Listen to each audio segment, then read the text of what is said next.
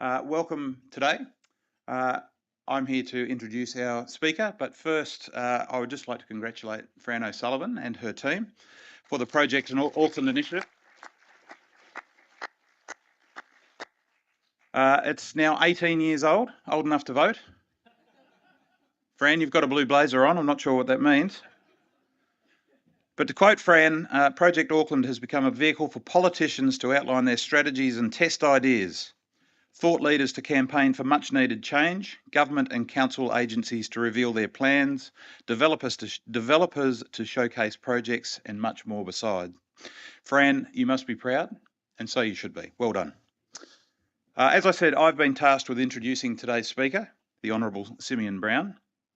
In 2021, then Herald political editor Audrey Young profiled our speaker in a piece headline, "Is Simeon Brown National's most hated MP?"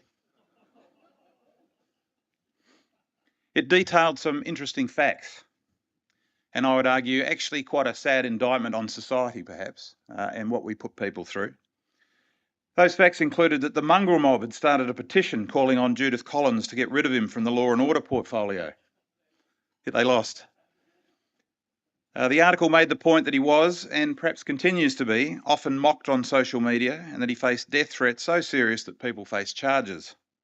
His response to why he was the target of such vitriol came across as quite low-key. Maybe they don't like what I have to say, and maybe they don't like the fact that I'm effective in getting my point across. Simeon was raised in South Auckland and went to a state school, Manurewa High School, before studying law and commerce at Auckland Uni. As a teen, he was enlisted by his mum to become secretary of the Clendon Residents Group Association. Thanks, Mum. And so began a life in politics. He chaired the Manurewa Youth Council in 2012 and was elected to the Manurewa Local Board in 2013. He is a church-going conservative monarchist, a father of three, all of whom are aged 5 or under. A busy man. He was first elected to Parliament in 2017, so this is his 3rd parliamentary term. He's managed all this, still doesn't have a line on his face nor a grey hair to be seen. I'm not sure how you manage that. Simeon is the member for Pakuranga, Minister for Auckland, Minister for Energy, Minister for Local Government and Minister for Transport. He's also the Deputy Leader of the House. As Audrey wrote this week, when she profiled the Prime Minister's most important advisors, with transport, local government and Auckland issues as ministerial portfolios, he has a huge responsibility in the region that makes or breaks government. Speaking to the Committee for Auckland on February 9, Simeon said that the government's plan for Auckland is focused on the issues which matter most to Aucklanders. We will lower the cost of living, we will restore law and order, and we will focus investment on growing Auckland's economy and increasing productivity, particularly through our investments in transport. The Prime Minister said, for too long Aucklanders have been sold a vision of their city as one that accepts infrastructure falling apart, congestion worsening, health and education in decline, violent crime commonplace on our streets, and the dreaming of your own home getting further out of reach. We almost sound like Gotham City. The PM's vision is for a city that is wealthier, healthier and more connected to unlock its potential. They're all big goals. Let's hear how the Minister for Auckland intends to deliver on those lofty aims. Ladies and gentlemen, Simeon Brown.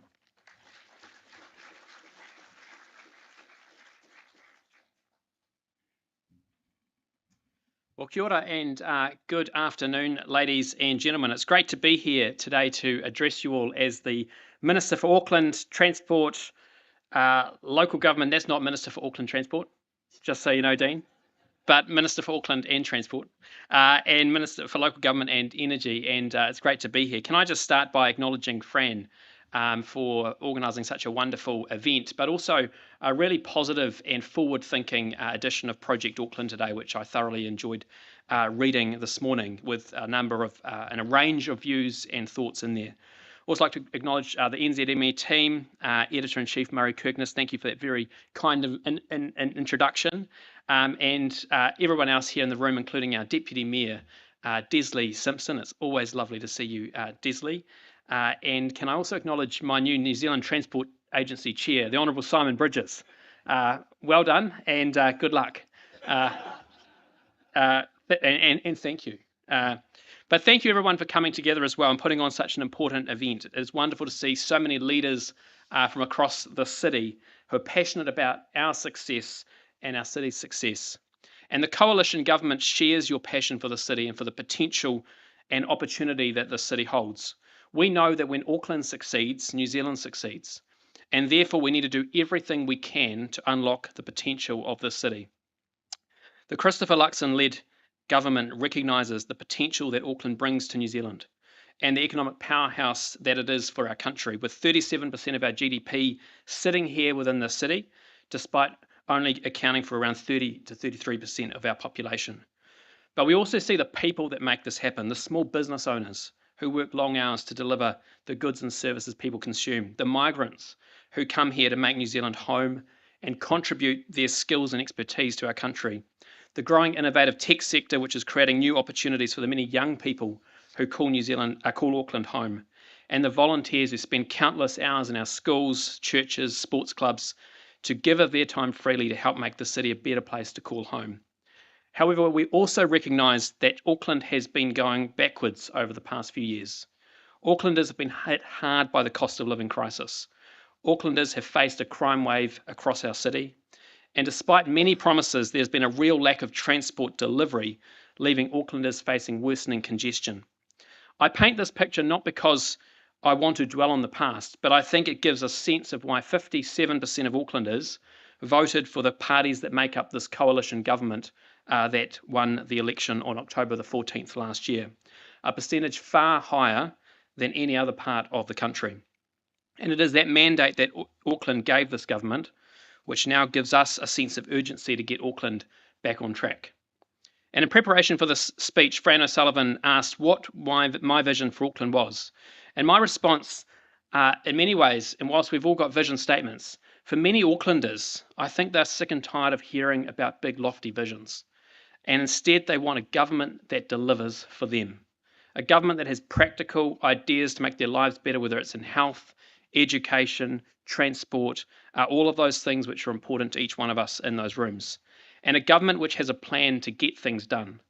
A government which is also committed to delivering against these actions every single day. And that is what I want to outline today, how our coalition government's plan will deliver for Aucklanders, how we will reduce the cost of living, deliver better infrastructure and restore law and order on our streets. And my role as Minister of Auckland is to work with all of my colleagues across each portfolio which affects Auckland to ensure we are delivering on those issues for the city. And so today I'm going to focus on 5 key issues that this government is focused on for Auckland. The cost of living, crime, housing, water, and transport. And I'm going to spend most of the time talking about transport. Firstly, the cost of living. In recent years, Aucklanders have endured a prolonged cost of living crisis. Interest rates have risen for families and businesses, and the government books have dived into the red. Debt has soared, growth has slowed, and today's stats around the recession show that times are tough. Finance Minister Nicola Willis has acted swiftly on first steps to deliver the cost of living relief that Aucklanders need and the fiscal repair that our country needs. We've restored the Reserve Bank's single focus on price stability. We've reduced the regulatory burden on businesses through removing fair pay agreements. We've restored 90-day trials to ensure that businesses can take a risk and employ people. And we're restoring fiscal discipline to government spending. And we've passed legislation to axe the Auckland regional fuel tax on June 30 this year, saving Aucklanders 11.5 cents per litre every time they fill their car. Aucklanders thought they were getting Mill Road built faster every time they put petrol in their car. Instead, they got speed bumps slowing them down. And I can tell you what, no one has come up to me to express any sorrow for the speed bumps since that decision was made. Secondly, crime. Crime has been a growing concern for Kiwis around the country, but the rising level of crime, particularly in Auckland, has been of significant concern. I think this was felt most deeply after the devastating death of the Sandringham dairy worker at Rose Cottage Superette in late 2022. Gangs have peddled misery in our streets for too long, and that ends under this government. We're going to increase the number of police across New Zealand by 500. We're going to ban gang insignia in public places, give police more tools to disperse gangs from gathering, and start boot camps for young offenders to get them off our streets and give them another chance. Aucklanders want law and order restored, and we are committed to delivering that. Thirdly, housing. And we touched on that earlier. One of the most important things we can do to rebuild Auckland's economy is to fix our housing crisis. And our Going for Housing Growth policy addresses the root causes of the housing crisis. We need to fix non-competitive land markets. We need to ensure that we have long-term funding and financing tools to deliver the long-term housing infrastructure we need. We need to ensure that councils have incentives to go for growth. And that's why the Honourable Chris Bishop is working on a range of policies such as fixing the Infrastructure Funding and Financing Act, ensuring that councils can share some of the benefits of growth from the housing growth that they see, and also making sure that we have a much more flexible approach to zoning. And that's why he announced today we're going to give more flexibility around the medium density residential rules, which I know Desley Simpson has been advocating for a very long time, so that councils have more flexibility around how they zone for growth in their cities. Fourthly, water. And that's a big issue which I, as Minister for Local Government, am responsible for, working to ensure that we can have an affordable approach and a sustainable approach to deliver water infrastructure in New Zealand. And of course, we've repealed the last government's mega entity co-governed approach, but we do need to ensure that Watercare has a financially sustainable approach to make sure they can deliver the growth that they need. And so we're working at pace with Auckland Council on options so that Watercare can be financially separate from Auckland Council. We will be making decisions on that in coming weeks. We're committed to doing that because water infrastructure is one of the best enablers to unlock housing growth. And we need to fix that problem for Auckland. And we're working as hard as we can with Auckland Council on that issue. And finally, and the issue I'm going to spend most time on, transport, which is a key enabler for growth in Auckland. As Transport Minister, I'm acutely aware of the importance of our transport network in unlocking economic growth, increasing productivity, and reducing congestion. In the last 6 years of promised cycle bridges, light rail have left Aucklanders frustrated, with hundreds of millions of dollars spent, but no focus on delivery. The previous national government has a proud track record of delivering both roading and public transport for our city. We delivered the Waterview Tunnel and the Victoria Park Tunnel. We electrified the Auckland rail network. We started and we will finish the City Rail Link. That is a track record which we are incredibly proud of, both across public transport and across roading infrastructure, which is critical to our city. But there is still more to do. Recently, the Prime Minister and I announced the draft government policy statement on transport. It's not just a document, but it is a plan to get the city moving. At the heart of our plan is for Auckland to have a rapid bus transport network connecting Auckland's east, its west, and its north, to complement the investment that we're making into the City Rail Link. In the next 3 years, our focus will be on the completion of the City Rail Link and the Eastern Busway. Planning will also be undertaken for the delivery of the Northwestern Rapid Transit Corridor and the Auckland to Botany Busway. The Northern Busway's success shows how important it is that we invest in rapid bus transit corridors to reduce congestion. Since that busway was opened, more people now cross the bridge into the city to go to work on the bus than in their car. And I think that shows the success that bus rapid transit can have, and how it is those kind of smart and innovative investments which make a real difference to people's lives. The recently released GPS will also unlock the infrastructure investments around roading that's needed across our city. Mill Road to our south and Northwest Alternative State Highway 16 to go past Kumeu have been listed as key roads of national significance to unlock housing growth and improve resilience and productivity in those areas. The East-West Link is a project that this city needs to boost productivity and improve connections for both freight and people moving in, and particularly east-west across our city. And Warkworth to Wellsford is listed as part of our long-term vision of a 4-lane expressway connecting Whangarei with Tauranga to connect the upper North Island so that we can grow the fastest growing part of unlock economic growth in our fastest growing part of New Zealand. But to help deliver these projects quickly and cost effectively, the government also needs to get the red tape and the green tape out of the way. And that's why we've put into Parliament the one-stop shop fast-track piece of legislation so we can slash the red tape and the green tape which is stopping us getting things done in New Zealand. But we also need to think about different ways of funding and financing infrastructure in New Zealand. The traditional funding tools are limited, and we need to be open, whether it's public-private partnerships, whether it's equity funding, build, own, operate, transfer. We need to be open to an increased use of tolling on new roads. We need to be open to any type of new funding and financing tool if we're going to get infrastructure built in New Zealand. But we also need to consider how these transport decisions are made in Auckland. Auckland is the only region in New Zealand where elected members cannot approve the regional land transport plan.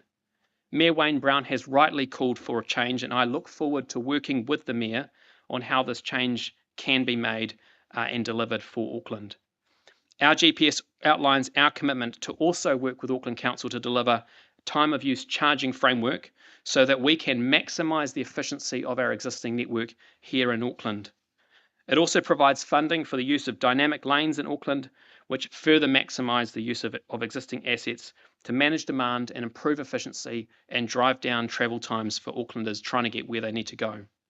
Aucklanders have rightly become increasingly frustrated by the persistent slowdown in their daily commutes, whether it's the hundreds of speed bumps costing hundreds of thousands of dollars each, or it's the slowing speed limits down which are frustrating Aucklanders. And I tell you what, it's the number one thing people come up to me on the street and ask me about, is when are you going to reverse those stupid speed limit reductions? And so today, the government is pleased to announce our approach to reversing the last government's blanket approach to speed limit reductions. And as a consequence, our focus on making sure that transport policy is focused on delivering a more efficient and more productive network, which reduces travel times for Aucklanders. The previous government's approach to setting speed limits has led to widespread speed limit reductions across New Zealand, rather than taking a targeted approach to reduce those in high crash areas of our network. Speed limits have gone from 100 kilometres to 80 on many state highways and from 50 to 30 on many urban and suburban roads across our city, ignoring the need to keep the traffic moving. Our government wants to see a transport system that boosts productivity and economic growth and allows New Zealanders to get where they need to go quickly and safely. We campaigned on this vision, and we now have the mandate to deliver it. In December, as Transport Minister, I amended the previous government's speed limits rule to remove requirements for NZTA and councils to implement further blanket speed limit reductions on our roads. And today we are announcing our next steps to ensure that we can reverse blanket speed limit reductions, which have simply slowed things down, which is part of our coalition agreement with the ACT Party. Our approach will reverse blanket speed limit reductions on our urban roads, which has slowed down motorists to get where they need to go. It will also ensure that any speed limit reductions on urban arterial routes are appropriate for the road's unique conditions. It will also enable the roads of national significance to have 110 kilometre speed limits, and will provide for new roads of national significance to have the speed limit applied from the time that road opens, not after 6 months of bureaucracy to test whether it's needed. But importantly, we'll also take a balanced approach to protecting our children arriving and being dropped off at school. We will require variable speed limits to be implemented outside schools during school drop-off times and pick-up times, keeping young New Zealanders safe as they arrive and leave school. By the middle of this year, we will release the draft new speed limits rule for consultation. We'll listen to the community's views, and by the end of this year, as Minister of Transport, I will sign the new rule into force, requiring road controlling authorities to progress those changes over the following 12 months. Our government will implement a pragmatic approach so that Aucklanders can get where they need to go quickly, safely, and have interventions that are targeted and fit for that purpose. We need to make sure that we are unlocking economic growth and productivity in everything that we're doing in the city. We need to get Auckland moving. We need to invest in the public transport and the roading infrastructure, and we need to have the focus across all transport policy, which is focused on delivering those outcomes. And so in conclusion, our government has a clear and comprehensive agenda to work with Auckland and with Auckland Council to deliver on the objectives of economic growth, better public services infrastructure, restoring law and order, and reducing the cost of living. The steps we're taking as a government are vital for driving positive change and ensuring a brighter future for our city. But Auckland also needs to play its part in facilitating progress, and only by working together can we make this happen. So we will continue to drive constructive and forward-leaning approaches with Auckland Council, with businesses, with the social sector to deliver for our city.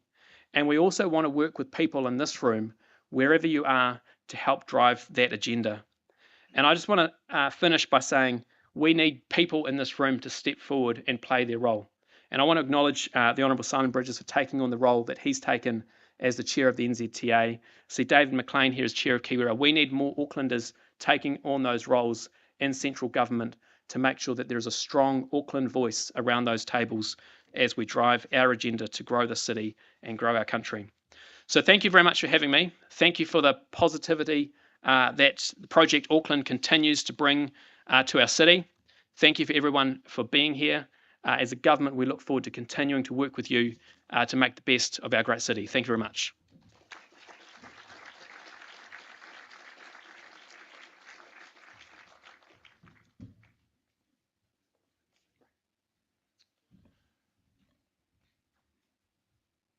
We're just going to have a Q&A session now. Open to questions from each of you. There's one on table 6. Tim, have we got anyone that can run a microphone around? Might not need it.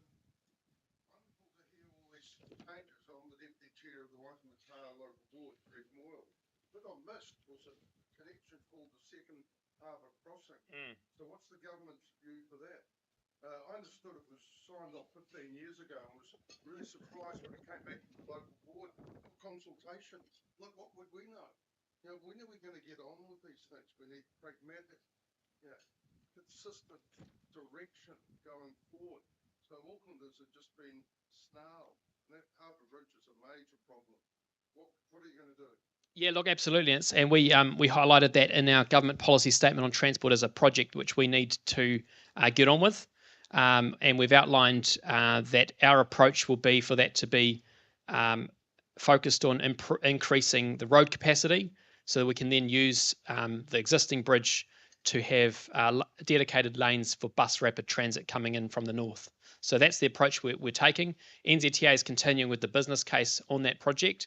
We need to find a funding and financing model which will unlock the $20 billion or whatever is required to deliver that project. It's going to be a big project for Auckland, and we're very focused on that.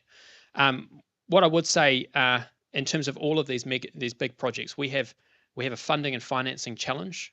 That is why in our GPS we've been very clear that all funding and financing options need to be on the table.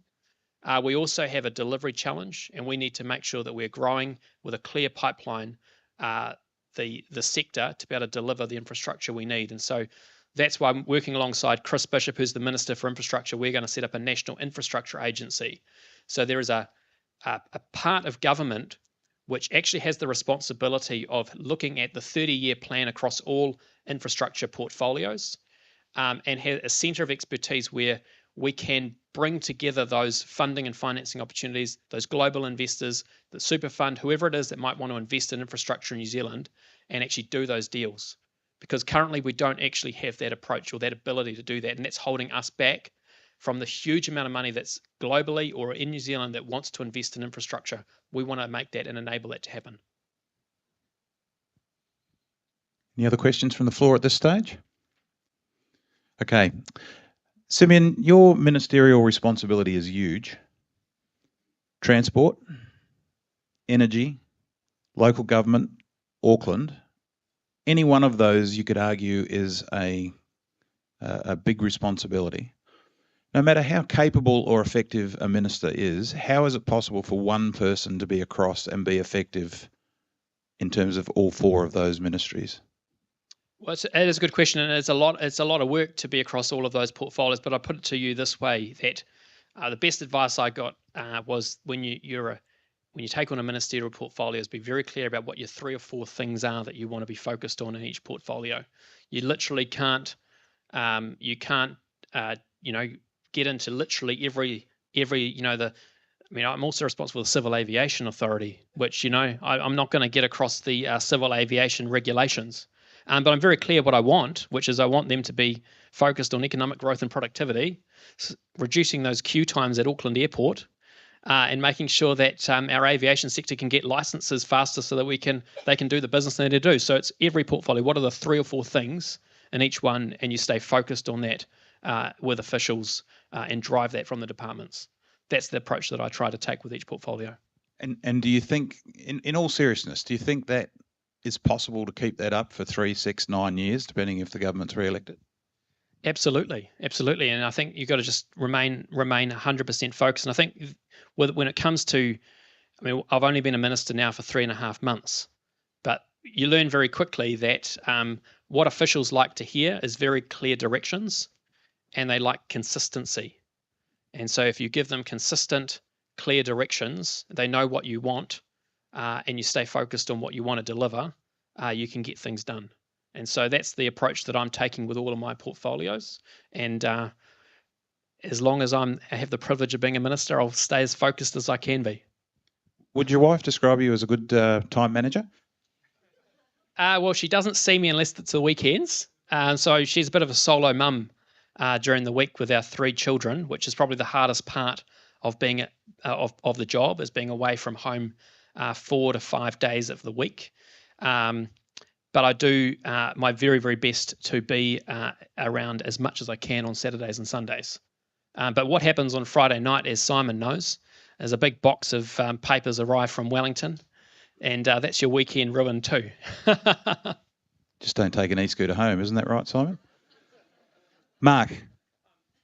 Simi, can you just talk some more about the clear and consistent direction you've given officials on city and regional deals? Yep. You obviously made a comment in Project Auckland about what looks like the great work that's coming. We know there's lots of obvious potential opportunities in Auckland, particularly transport projects. What about maybe the less obvious ones? Because as you know, innovation and knowledge were the lowest ranked pillars on the benchmarking report state of the city that we do. They're less obvious, right? Yep. People aren't running around saying, my God, we've got an innovation crisis in Auckland.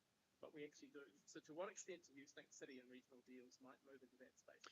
Yeah, so we're very focused on city and regional deals. The approach we're taking is we are developing a framework as to what those will look like.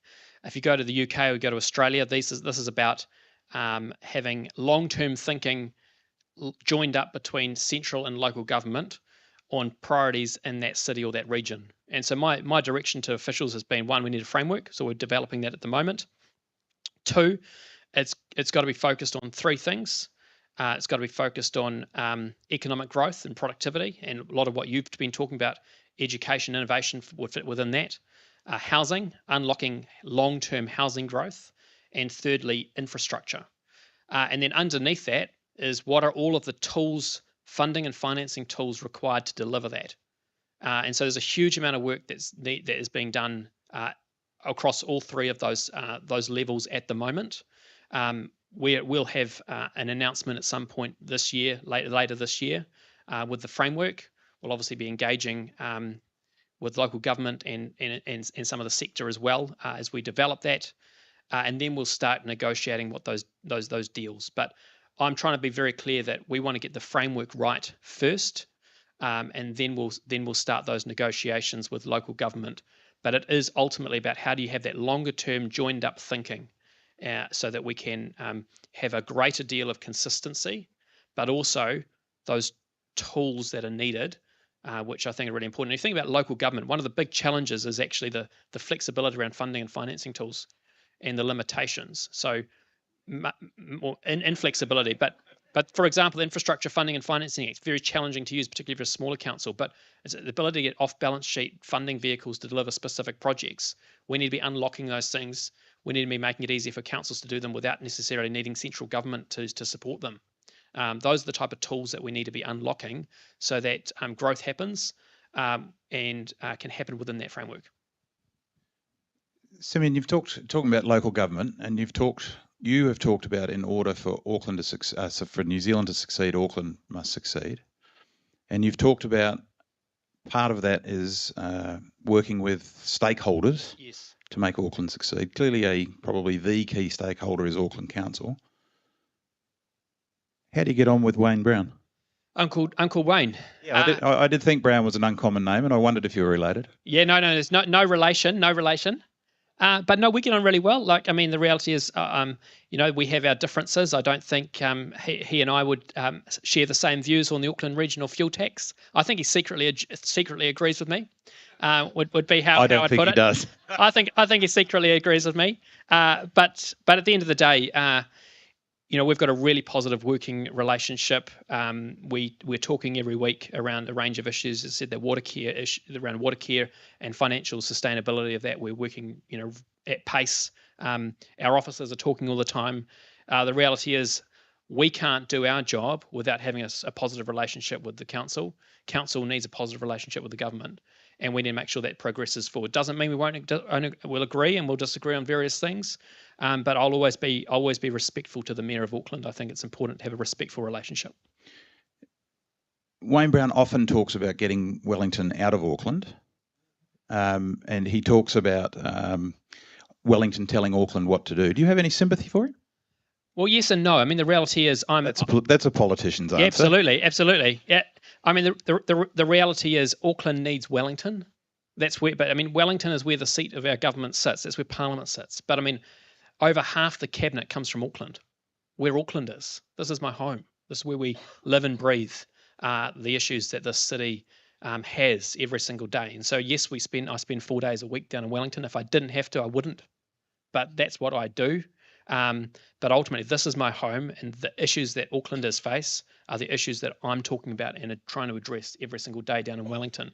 But I do agree with him. We need to make sure that the public service get the message. And that's our job as ministers, make sure they are delivering on the agenda that Aucklanders voted for us to deliver on.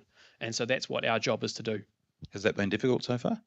Oh, look, I think, the reality is the public service have gone from a government which has a very different vision and view of the world, or delivering on a government which is, so we're changing that. But I'd say they're very keen to work for us, but we need to give clear, consistent, direct messages about what our government's agenda is and stay really focused on that. And that's certainly the approach I'm trying to take with my portfolios. I've got a million more questions, and I'm sure there is in the crowd as well, but we're now 44 seconds over. Simeon has to leave, and I think you're off to Christchurch this afternoon. I am indeed. For an event, and then back tonight for Wellington tonight. Wellington tonight, Auckland in the morning. His air points will be going up. Ladies and gentlemen, can we please thank the Honourable Simeon Brown?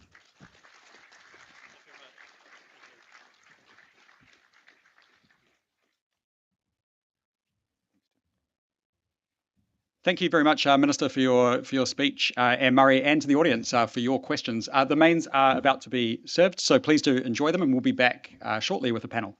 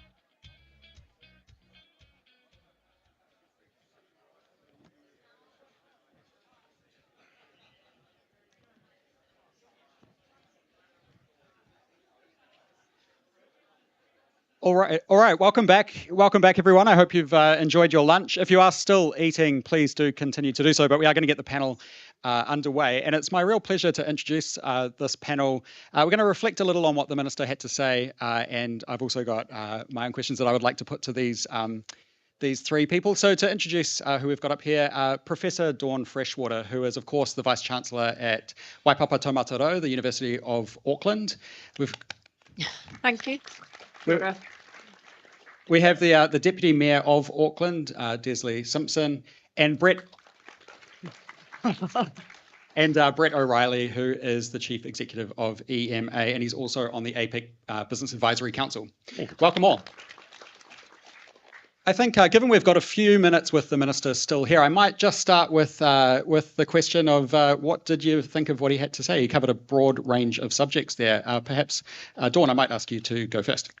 Kia ora, thanks. Yeah, all of the 5 areas that you touched on, Minister, are relevant to, of course, the University of Auckland and to the sector more broadly.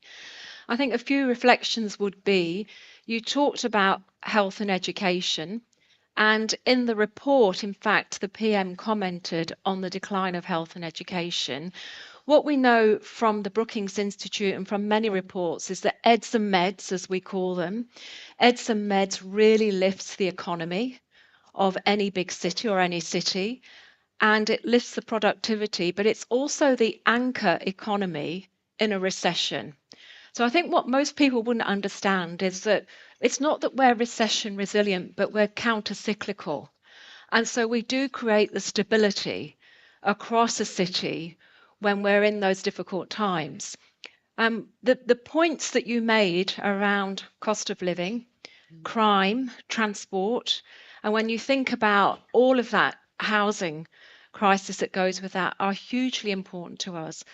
You know, for us, one piece of bad news around an international student having a difficult time due to crime in our city, enormously damaging. When we talk about student accommodation, we have 4,500 beds, they're full. We need to build more. When we think about transport, you know, if we're really going to bring more students and staff, we're a community of 50,000 people, just our university. We're really going to bring more students and staff to drive the economy and the productivity that the government's working on, then we really need to think about how we're going to support the infrastructure. And so I was really pleased to hear what you had to say, and I'm really looking forward to us working together. Thanks, Dawn. Disley, what would you like to say? Oh, thanks, Tim. And yes, good afternoon, everybody. Minister, look, I'm not going to tell you what I like about what you said because I'd probably just give you a speech all over again.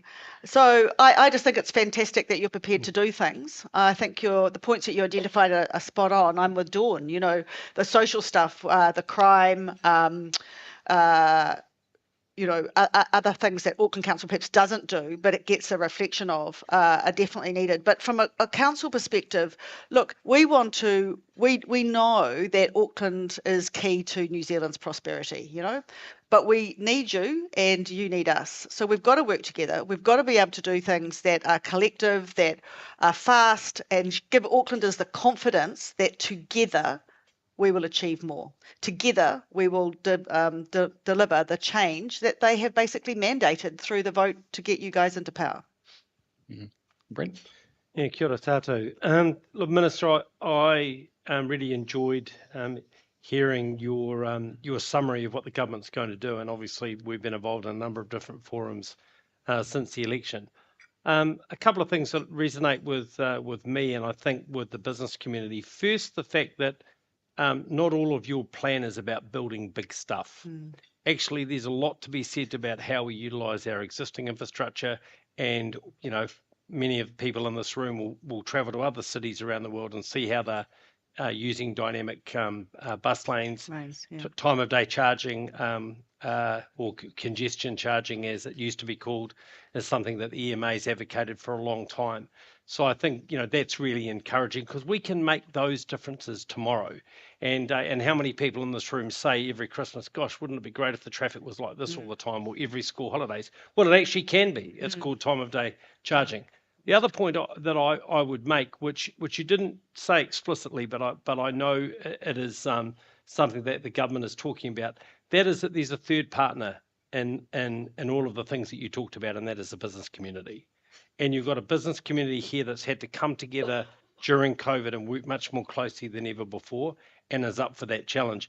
And it was interesting, just looking at the photo above us, how much that skyline has changed just even in the last couple of years. So there are people in this room that know a hell of a lot in the private sector about building big infrastructure and making it successful. Engage them in the conversation, and it'll be surprising the sort of solutions we can come up with. Yeah, thank you all. Some great comments there. Desley, I wanted to ask you a little about the relationship between central government and local government. And I was struck by the piece that Bernard Orsman actually wrote in today's supplement, where he sort of said a bit of tension between those two actually is, when you look back historically, that's actually quite good for Auckland. What do you think, and where would you say that relationship sits right now? It's pretty wise, isn't he? Look, you've got to feel for the mayor. He came into power and he's had 3 prime ministers, 3 ministers of transport, and 3 ministers for Auckland. So and with each of those comes a kind of a different dynamic. But I think you put 2 type A men in a room together, and what are you going to get? All jokes aside, though, it is going well. It's going better. As every day goes past, it goes better. Look, the mayor put out his manifesto. There's a big round of applause in his office when he gets one of the things through that comes through discussions with central government. So, look, I think it is working well. I think it has to be built on respect, though, and it has to be not me and not you, but it's us, because together we will achieve more. And I think what I try and do when I'm talking to the mayor is just say it's about us, not them, not you, but us, but Auckland. And as long as we put that forward, I think it'll go well. It's getting better, much better. Yeah, great to hear.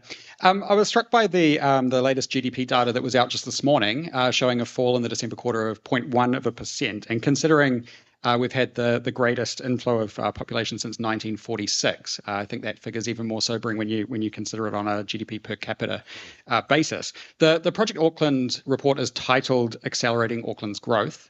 I wondered if you could each reflect on ways that where you see the opportunities for Auckland to really to grow significantly in your respective areas. Brett, would you like to go first?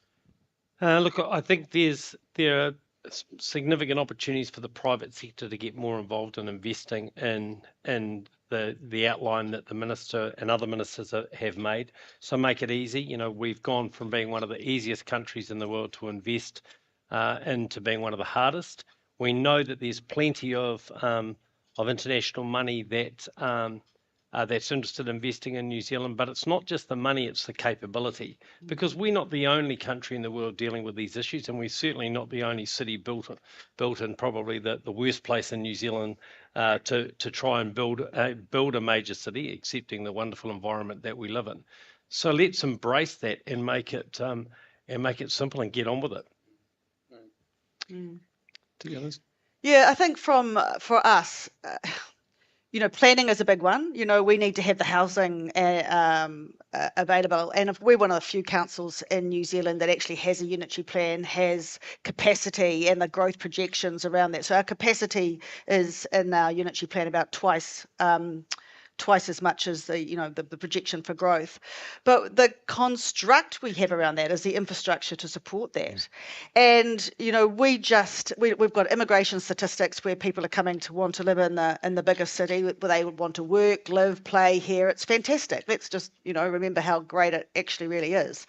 But for us to be able to develop all the things that go around that, that's what's actually holding us back. And then, at the risk of a whole lot of media being in the room, we're getting very close to having a part of our region where we will not be able to issue building consents because we don't have the infrastructure.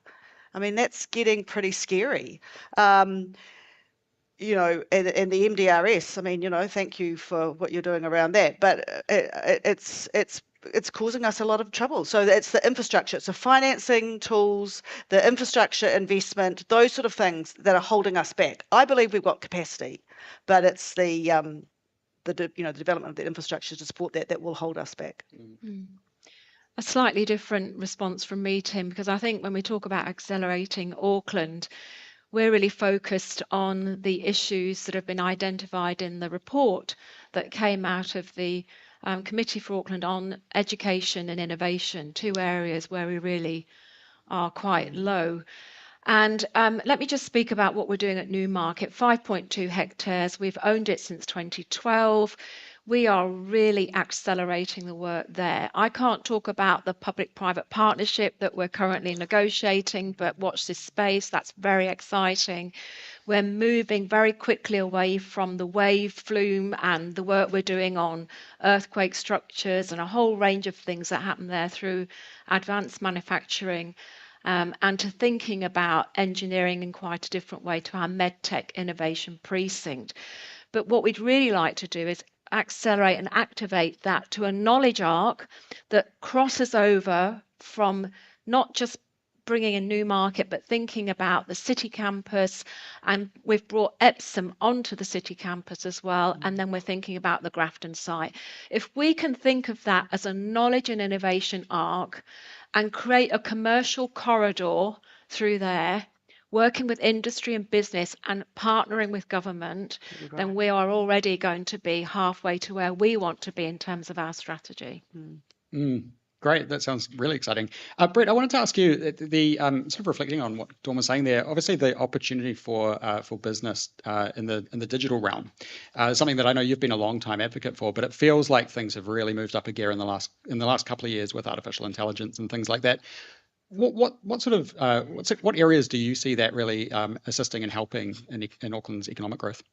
Yeah, look. I think it's great to be following Dawn because I can remember when I first joined ATED, one of the things that had never struck me, as I suppose a rank and file business person in Auckland was just the concentration of science and invention that sits in the city, whether it's at the universities, it's the CRIs, and some of our businesses themselves. And I think we have been on a journey, and ATED and then Tataki Auckland Unlimited and other organisations in this room have been helping to lead that.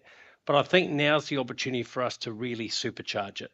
It was disappointing to see the reduction in investment in economic development in the council, and I think talking to the mayor and others, there's a recognition that maybe we didn't quite get that right. But I think there's also changes with Callaghan Innovation and amongst some of the other broader public sector changes. So I think this could be our time. The Prime Minister's been talking a lot about a focus on Southeast Asia. Well, who's got a better chance of bridging into Southeast Asia than Auckland with our massive diaspora population, many of the people sitting in the room today. So I think we have the ingredients here. Commercialisation is always our challenge. And I think we just need to think a little bit more carefully about what those commercialisation models are. Because the world's changing so quickly, some of those linear export models don't work now. But I think with a really concerted effort, and hopefully Minister Collins and Minister Lee will help lead that, again, to Auckland-based MPs who know this city well, then I think there's cause for optimism, and also make it easy for those for that foreign direct investment to come in here. Because when you go to Outset Ventures or you go to see the companies that Icehouse Ventures and many others are investing have developed, there's plenty to invest in and plenty to grow from. Yeah, great to hear. We have sourced a roving mic, so I'd love if we could get some questions from the floor. But while you're sort of mulling over what your question might be, I want to ask you, Disley, a question about the Auckland Future Fund, which I know has been proposed in the long-term plan. I wonder if, I won't ask you your opinion on it because I know it's out for consultation at the moment, but I wonder if you could talk just a little about the concept behind that. Okay, so the Mayor was trying to find a long-term financial income stream for the council, so we weren't so reliant on the ratepayer. So we have traditionally kept rates less than 40% of our income. I think this year it's about 36%. Now, if you look at the two next biggest, the two big income earners, the port and the airport, the port returns about 2% and the airport returns about 1.3%, right? And with the greatest respect for anybody in the banking industry sitting in the room, that's kind of less than what it would be if it was just sitting in the bank doing nothing, right? So he was saying, we think we can do it better. We think we can keep those assets working better and bring in a higher income stream. So if you leased out the port for 35 years and you added what's left of the airport shares into a fund and got it managed, the prospected income for that would be about 7.5%. You'd top it up every year with about 2% of that and keep the 5.5% as your more guaranteed income stream. Because, of course, there are two bits of income that we have no control over. And as we've seen, both with COVID and with the weather events, that income can fluctuate up and down, and you are very, very much, determining on what you can spend because of from what you've got. So it was the theory is that it's a more sustainable, more regular series of income for the council, so we can actually even pull back further from the ratepayer, make that 36 even less. Brett, I was seeing you nodding along there. What's your thoughts on something like the Auckland Future Fund being established? Well, look, again, I think it's a smart move, and we need to find ways that the private sector can invest. I mean, if take Invest in Migrants, there's been discussion for a long time about creating infrastructure bonds in New Zealand, because when Invest in Migrants come into New Zealand, we can determine which asset classes we want them to invest in. So instead of them putting their money in bonds, let's get them, let's get their money into infrastructure bonds or into funds that are investing in the sectors that we want to grow, and then we can really get this place moving.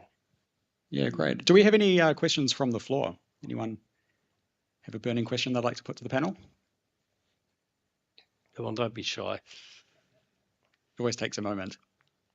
That's great if you don't, though, because I think that's really good, though, don't you, Tim? I mean, I think that actually, and the minister started with something that kind of people like. They don't, Politics 101, you get a whole pile of questions and concerns when people don't like what you say. So, I think that's showing that potentially we're back on track. So, Nicely played there. So full endorsement of the minister and what the panel has to say, clearly. Dawn, no, I'm really interested to ask you about the partnership with Eden Park that the university has recently announced. Could you tell us a little bit about that? I can, but before I do that, I'm just going to take a moment to respond to something that was said earlier about the Science City.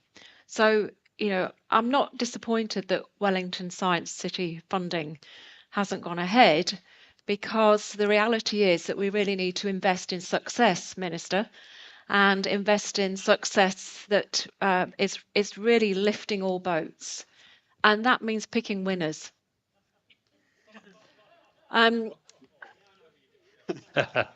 Subtle, Dawn, subtle. Auckland graduates sitting in the room. Many Auckland. So half of the beehive are University of Auckland graduates, Minister. Eden Park. So I want to broaden that out a bit. We have an existing partnership with the museum, where we're already engaged in collecting data about the city and about the foot traffic in the city and about the relationships of people coming into the city, going through the museum, and really pulling together. People can fill in, you might have all done this, filled in a questionnaire in one of those rooms in the museum about the population in Auckland and who's coming in. So we already have really good relationships with the museum. We do teaching and learning. We've got a great relationship with the art gallery. Eden Park. So we're engaged. I'm on the International Olympic Committee as part of the Federation of International Sports Universities. We're engaged in a project in Oceania as the pilot site for Healthy Campus. Remember, 50,000 people, right? Most of them young. Really important.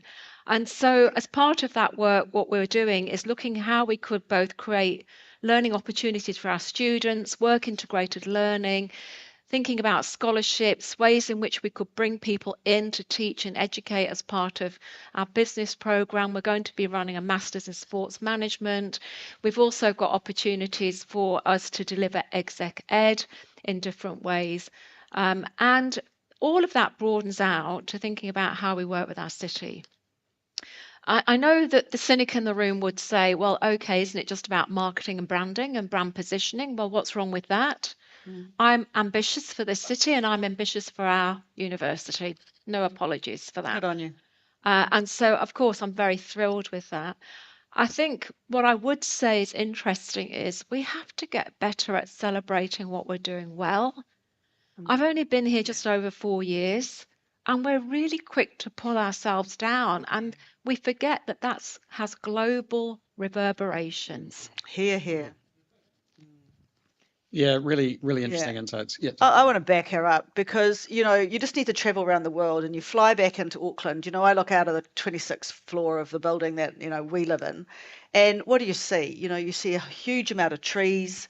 You see beautiful harbours. Yes, okay, they're not pristine, but whose harbour is, and then you see our beautiful monga. We do live in an absolutely wonderful place. And one of the things I said to, Murray is that, we need to celebrate the good things. I know bad news sells newspapers, that's great, but we do need to celebrate the good things, and we just do need to actually, I think it's everyone's responsibility to turn around and tell someone sitting beside them, what's the one great thing you love about Auckland? Because everyone does. There, on point. I mean, that's pretty clever. But we do live in probably one of the best cities in the whole wide world. And let's just remember that, and let's just remember to celebrate that too. And can I just add the problem-solving part of this partnership with Eden Park? Our researchers are working with Eden Park on their water table problems with the flood that happened. And so they're looking through engineering research to solve those issues through our Newmarket campus. And they're actually working with them on looking at sports and exercise physiology, which will lift high performance sport. So I think people need to understand what the partnerships really deliver for business. Right, and taking that flood research off the ratepayers, which we all thank you for. Thanks, John. And just building on Desley's point, I think there was a reason why the original settlers of this place called it Tamaki Makaurau, and those reasons haven't changed. Do we have a question from the audience? This is the last call. We do have one here. Could we just wait for the mic just so the stream can hear you? Thanks. Just a random one on transport, I suppose. I mean, is putting councillors more in charge of transport in Auckland what Auckland needs? Simeon commented the fact that they're looking at doing that, at giving the council the ability to direct the regional land transport plan, whereas other councillors do. I'm just wondering if that's something that you could just explain, perhaps, Desley, what it is that the Board of Auckland Transport's not doing that councillors being more directive would do. Well, I think well, let's start with the fact that we are the only city in New Zealand that doesn't control transport, you know. So, with no disrespect, Auckland Transport is set up thanks to, a former government to take that away from councillors. And you have to ask yourself, well, how's that going? And I suppose we as elected members, quite often you're held to account on decisions that you make, and transport's always a big one up there.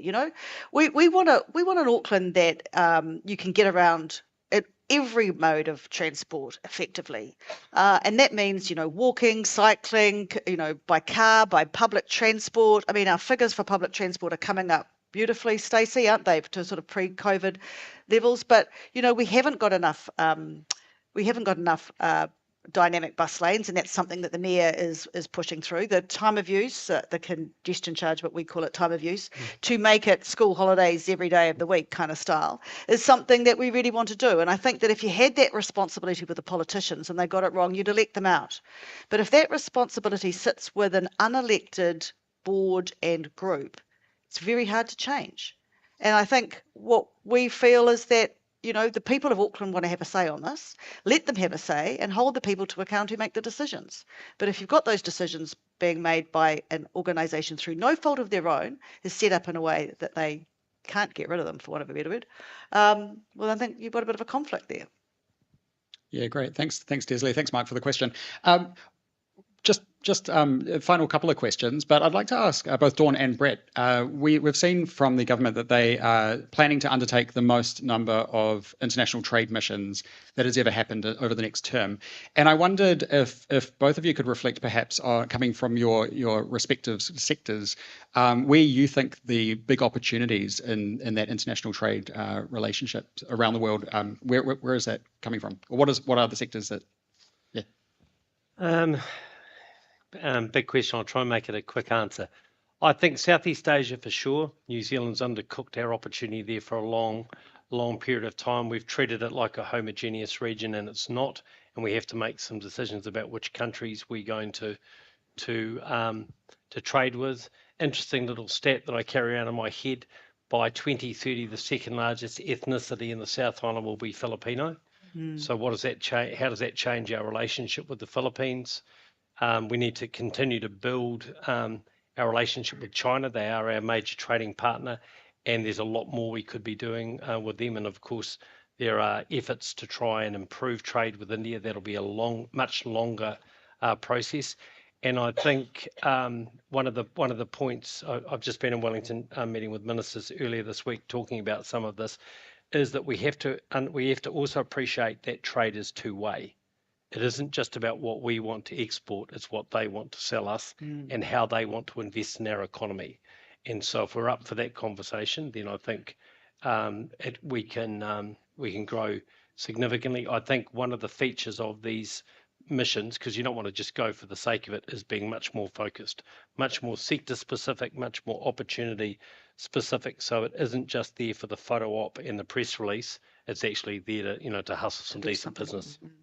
Look, an overall comment would be that as a sector, we're very good at creating the soft diplomacy that opens doors in multiple countries.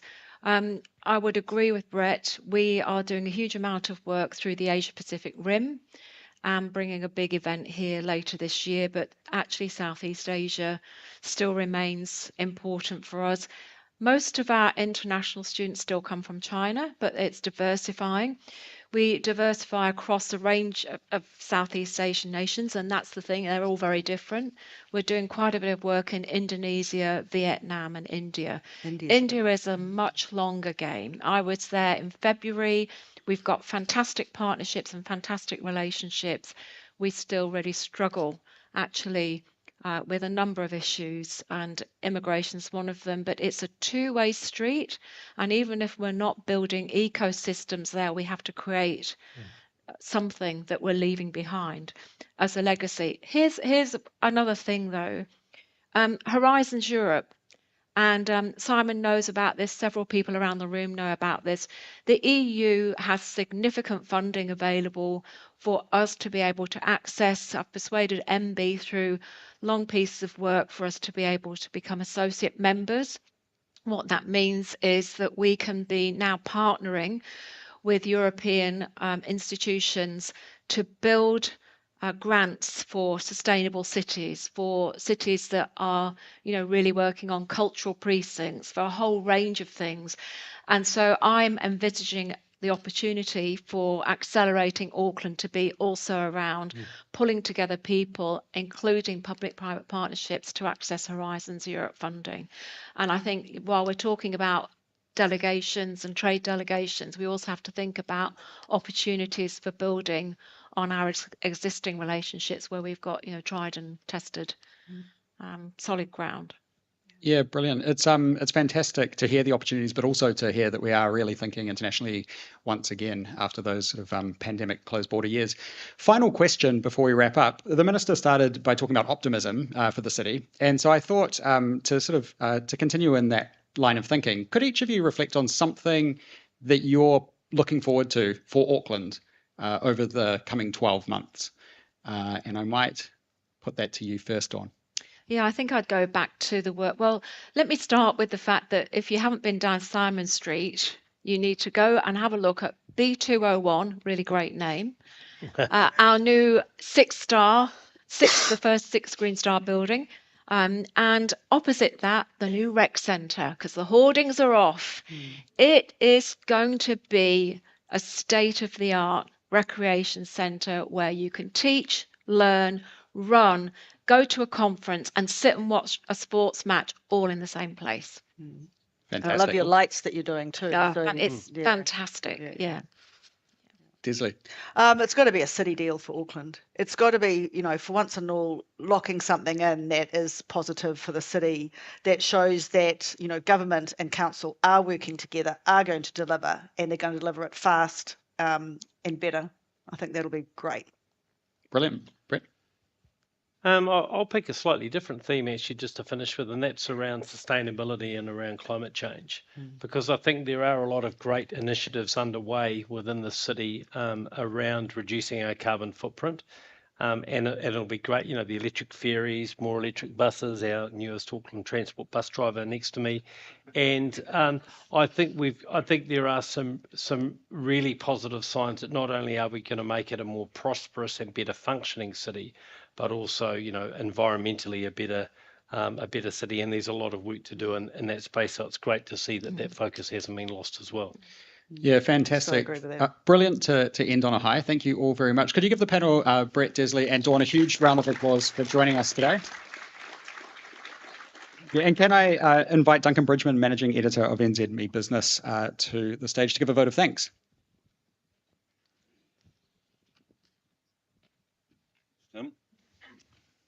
Afternoon, everyone. Kia ora. I'm Duncan Bridgman, Managing Editor of NZME Business, which includes Business Desk and Business Herald. It's my duty to give a vote of thanks for today for everyone that participated in Project Auckland and today's event. Listening to the panel and the audience, there's obviously a lot of interest in the future of the city, and I think it's great that there's been some really positive approaches taken, some positive feedback from the panel as well. Last year, Mayor Wayne Brown, he called for central government to come to the party and deliver some promises to Auckland in terms of solutions to help on the infrastructure issues. And so it was great to have Minister Brown here today and to give his vision and his government's vision for Auckland, alongside Deputy Mayor Disley Simpson and every other distinguished guest in here really enjoyed what they were talking about. So I think, from my point of view, there's a lot of challenges that are facing Auckland. So there's a lot to be done, and I think today's discussion really advances that. and the media has a part to play to call to account those that are making the decisions and making sure that taxpayer money, ratepayer money is spent and allocated wisely. So thanks very much to Fran O'Sullivan for another great Project Auckland edition today. It's 32 pages in New Zealand's Herald this morning, and be sure to pick up a copy, or you can read it online at nzherald.co.nz in the premium section, of course. And I'd like to thank all our sponsors and our supporters, who without we wouldn't be able to do what we do. So yeah, just I feel free to hang around afterwards for some networking, but I'd like everyone to join me in appreciating the panel and those that spoke today. Thank you.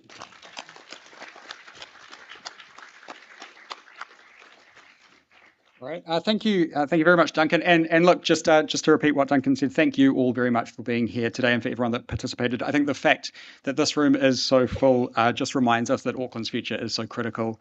As the Minister says, when Auckland succeeds, New Zealand succeeds. So this does bring today's Project Auckland lunch to a close. Do feel free to hang around and network. Do take a copy of the report with you on your way out. And I hope you enjoy the rest of the day and the remainder of the week ahead. Thanks very much.